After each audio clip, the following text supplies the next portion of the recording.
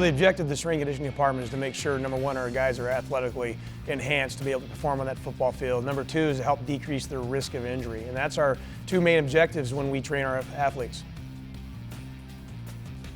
Well, a lot of guys, when they walk in the doors here, there's some guys that need to get a little bit bigger, some guys that change body composition, get stronger, get faster.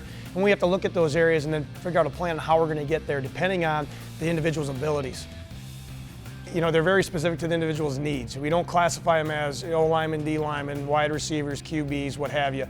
We don't put them into the group because within that group you're going to have a lot of different guys. There's a lot of different areas that you're going to need improvement on. So we look at them as individuals, and then once we figure out what they have going for them and what they have some issues with, and then we got to develop that program for them to help go ahead and meet those needs and to help them get better.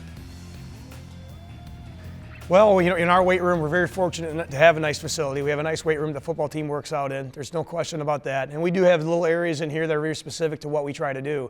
For example, we have a big open space. When guys walk in the doors and they wake up early in the morning, they got a weight training session. We got to wake them up. We got to get going. We do soft tissue work with them. We need space to do that. We do quick foot exercises to get our heart rates up, to get the blood flowing. That goes into more mobility training.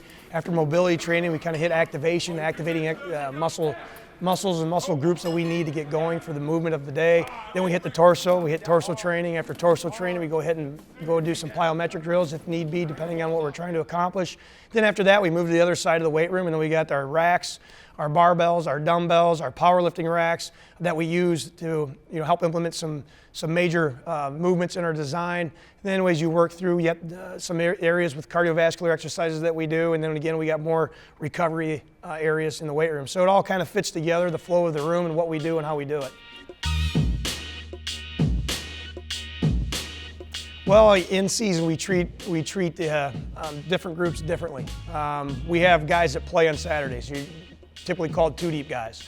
These guys are going to lift twice a week. They're guys that are going to have to go ahead and make sure that their strength and power does not decrease throughout the season. So we treat them a little bit different than we do the younger guys. We have guys that are going to redshirt. We have guys that are not going to play at all. They got to get a head start in their development. So we really push these guys hard during the season. We lift those guys 3 times a week, and we treat it like an off season. They can be sore on Saturdays. They don't have to be ready to go on Saturdays, but we got to get a head start in their development. So we push them extremely hard throughout the in-season part of the program.